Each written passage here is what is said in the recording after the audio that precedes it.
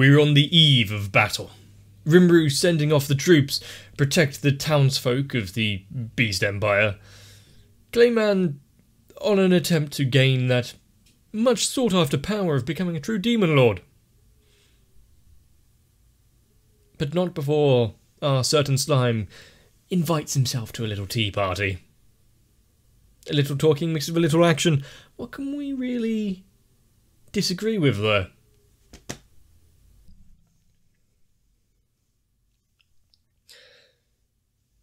After spending who really knows how many magicules creating this barrier teleport system, Rimuru is basically unfettered by it.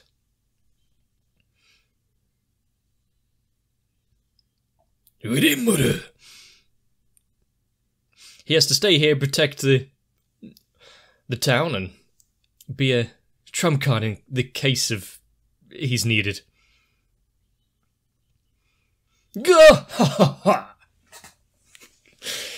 Jesus Christ, why does he always break out in massive... that?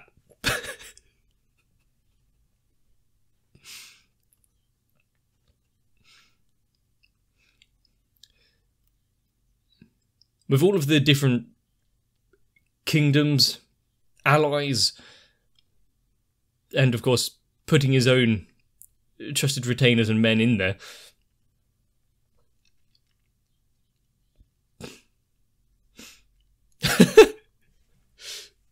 he wants to be back pretty damn quickly. Partly because, you know, taking over the Falmouth Kingdom will be mere child's play for him, but also he doesn't want to stay away from Rimuru for too long.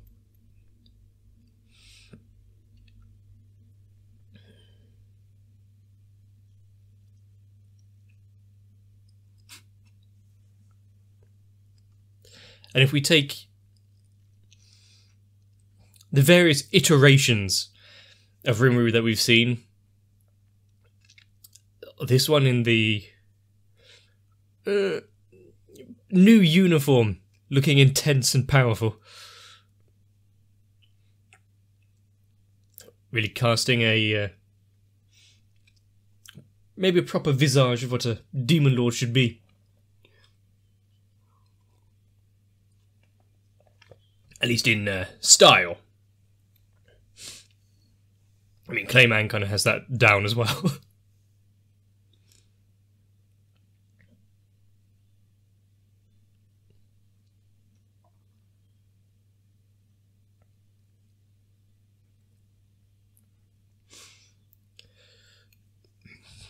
But to think that everyone under his, not control, but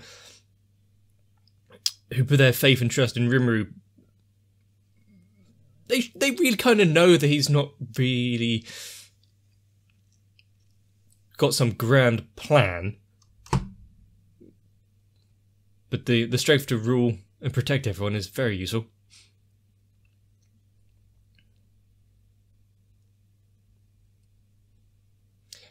They had advanced warning, and he didn't calculate for anyone to actually leave.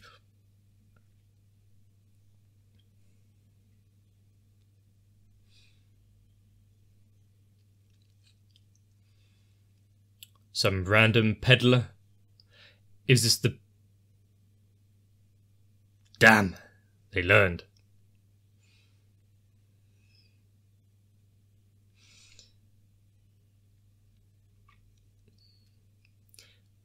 That was the story that was meant to be sent around to everyone.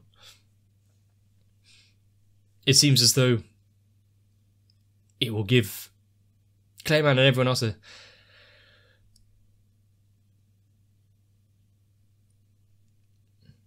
a false sense of security when meeting Rimuru. Doesn't realise just how strong he is.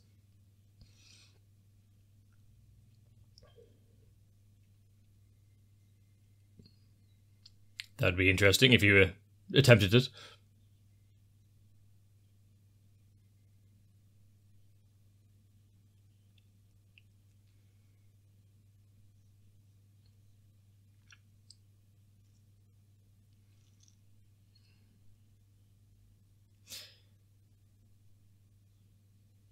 well, his hubris is not to be downplayed, is it?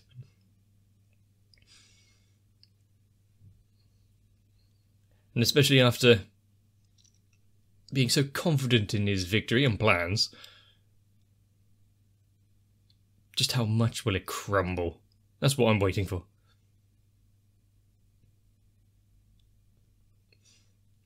Get some proper pruning in.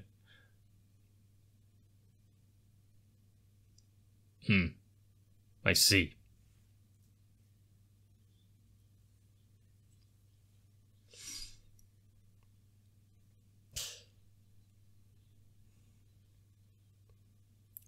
Energetic.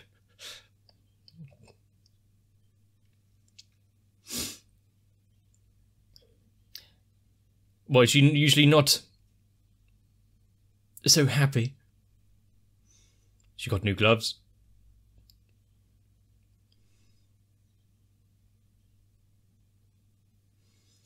Obviously you will tell her because you want to show off.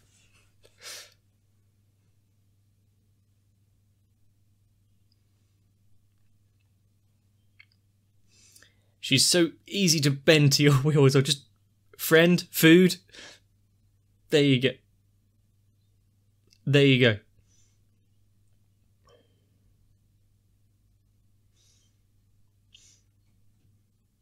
How could anyone be best friends with Milim?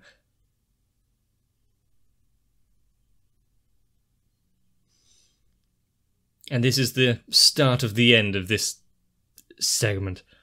It's not quite as nice as the other outfits. It's not a trade.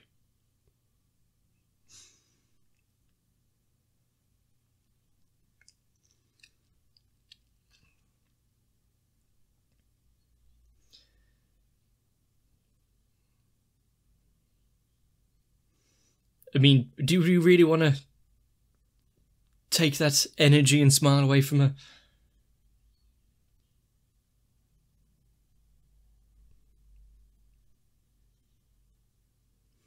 She needs to have some sort of mental protection. No, the gloves.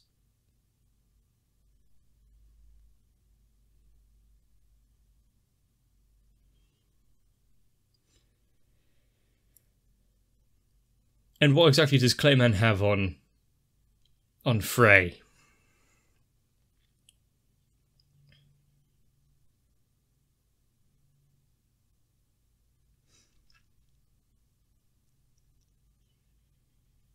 I was not expecting that laugh. Really? Was this all because she mocked him?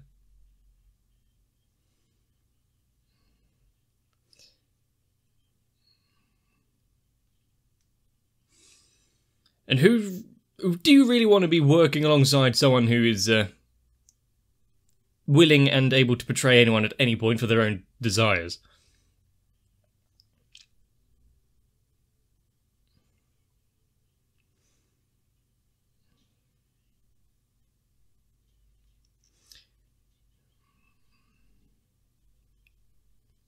Mm-hmm.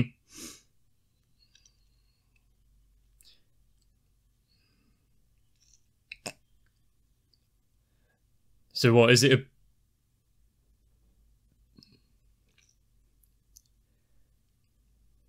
So, yeah, maybe attacking her, not the best idea. Set her off.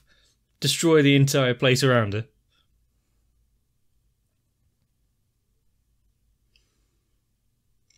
The thing is, tricks and deceit is all we've been shown of him so far. Does he have strength in of himself? Or is he just using others? Oh yeah, that would make her want to play along.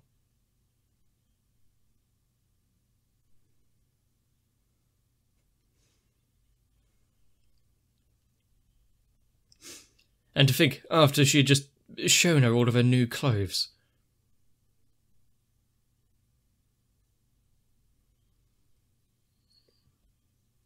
Yeah, don't betray the betrayer.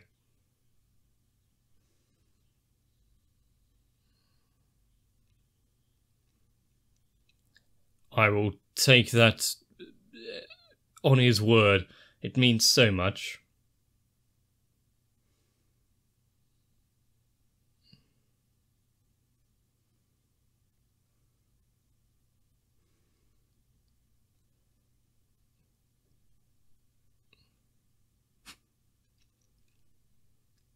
The thing is, there's deceit all around, it seems, but knowing that Clayman has these marionettes and spies hidden everywhere, would you speak so carelessly, even if you seem to be among like your closest aides and whatnot?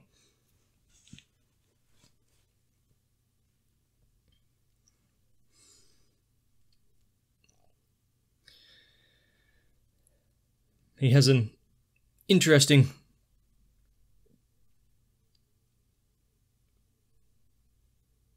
oh, it's not him, it's the other guy. Interesting place here.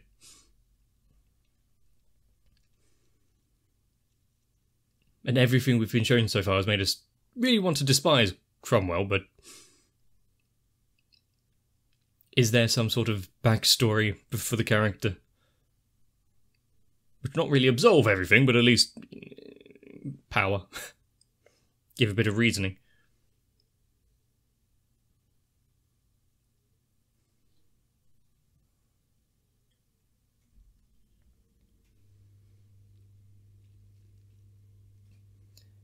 It's a very kind of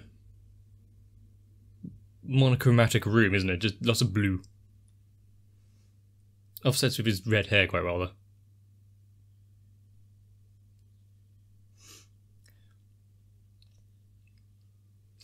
I mean, not the first thing I'd... The first thing I'd think of with an initial meeting. But when you have the... what it seems like power and authority as he does. Who cares about standards, apparently?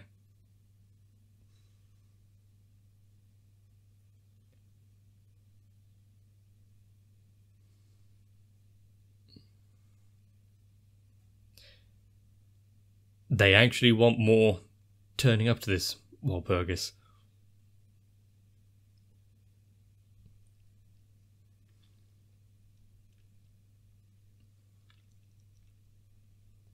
So you need all the powerful ones there, keeping an eye, see what's actually going on.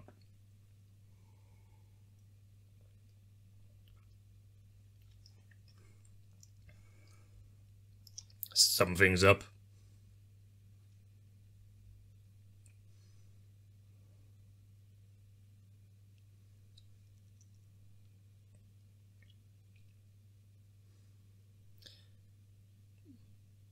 Now, Clayman wouldn't be so short-sighted as to not see that someone would actually look into things.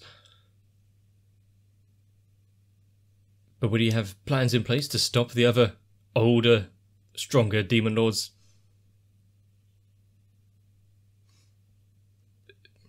from checking in, fighting back?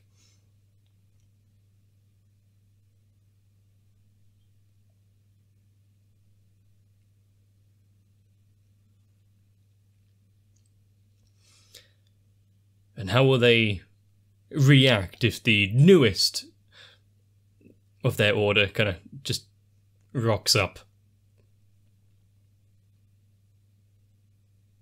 What a gracious offer.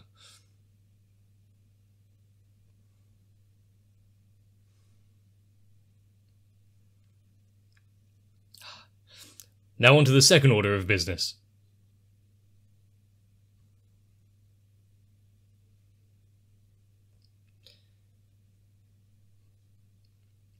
Is there an actual qualification to be a demon lord? Is an arbitrary rule set in place by those who have already obtained it?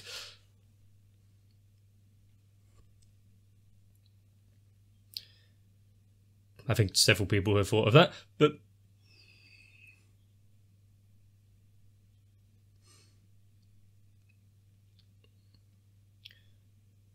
thinking about something and actually doing it in two separate entities.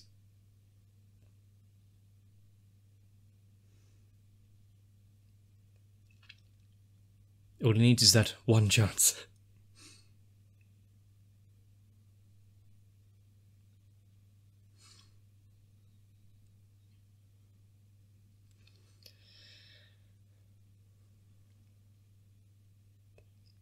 It's interesting that they are setting him up to be, like, really bloody powerful.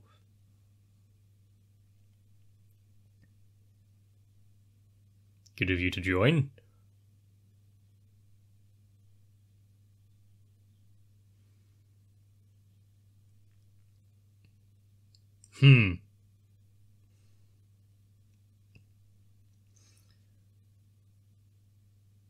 So another dragon, what, alongside Veldora?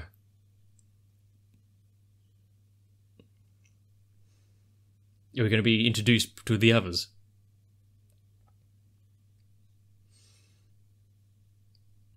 I'll take that as a yes.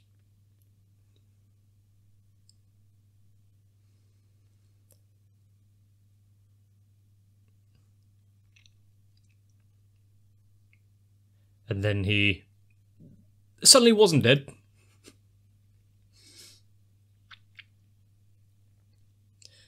Maybe he's been tamed.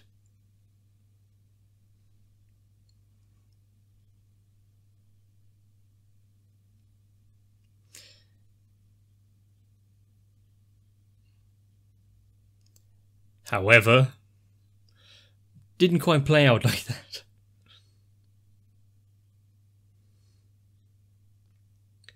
Now, I did imagine Cromwell was human all the way, but I didn't think that humans would actually be able to obtain the rank of Demon Lord. You'd actually have to be quite powerful for that.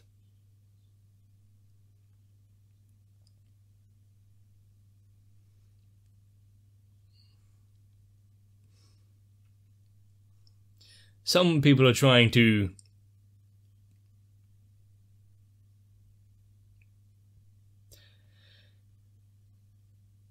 really piece things together.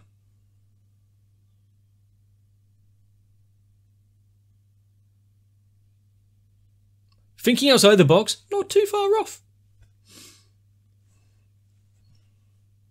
But who would be so silly to try and break a seal like that?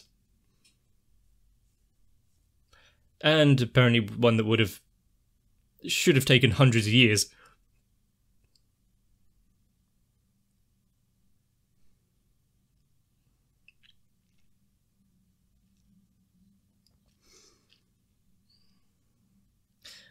Quite an interesting year you've had.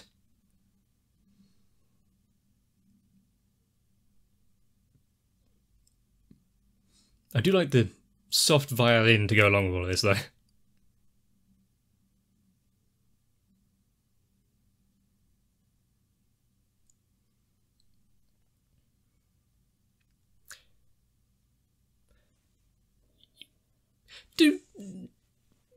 Do none of them think, maybe they're purposefully keeping their aura in check? Nah, he's just weak. Okay.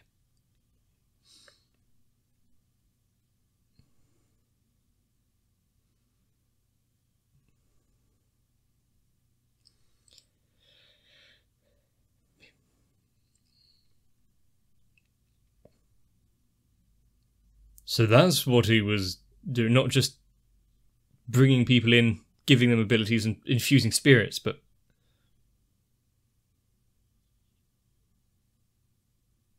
trying to summon someone specific. Does that mean Cromwell was also the otherworlder?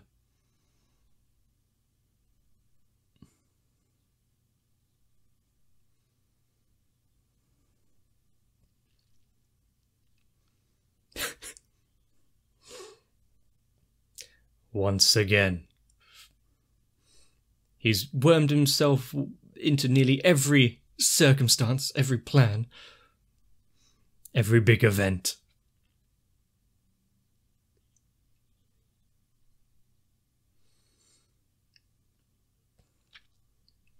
Perceptively dumb. As we saw in Slime Diaries.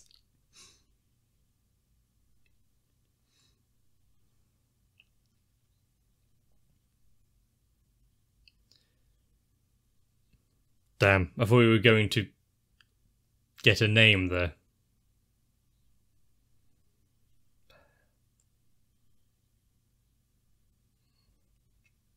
No, hopefully that isn't our good merchant friend and just some other randomer.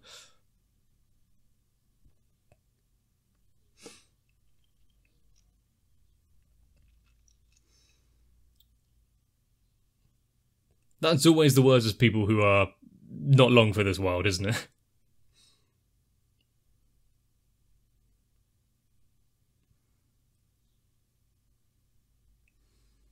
Even the world itself, apparently.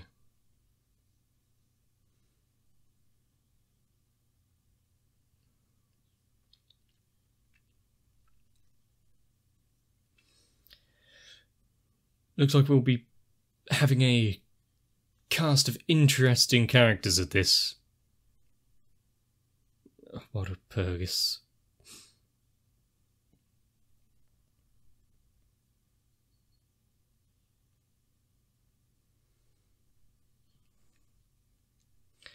It'll just be troublesome.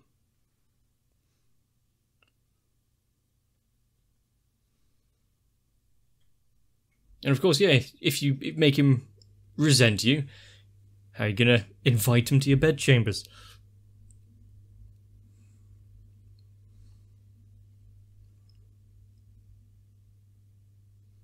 Fair.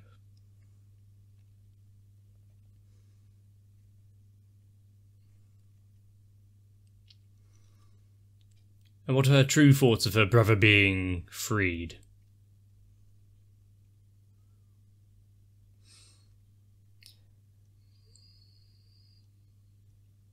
Is he almost bored with how things are? Really setting up intrigue for a big clash when all the Demon Lords actually finally gather. Or at least some of them.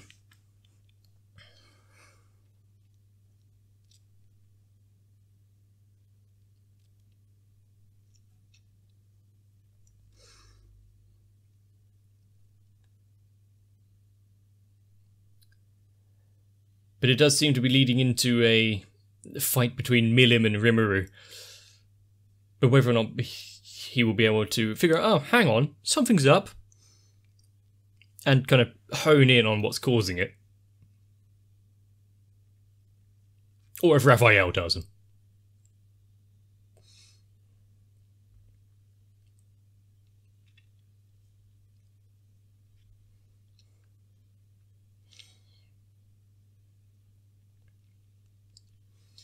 And of course, to answer the question of why hasn't Veldora gone rampaging and destroying everything, he's found something slightly more enjoyable. It seems reading manga.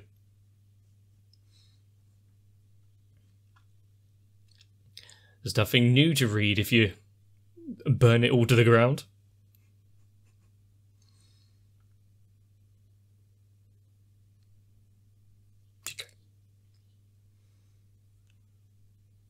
And with other Demon Lords now checking in, hang on a second, these set of circumstances seem a little too coincidental.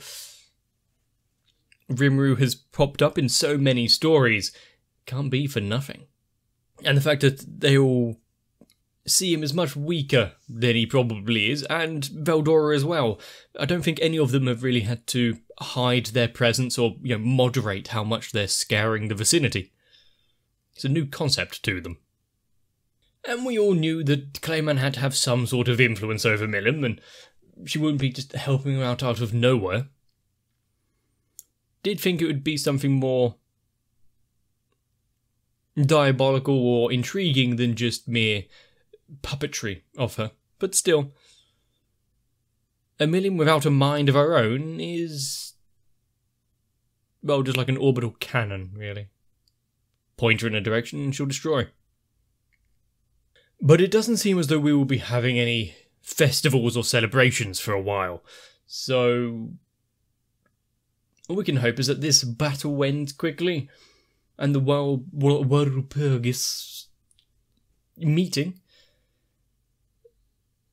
set some interesting barriers put some ground rules in place.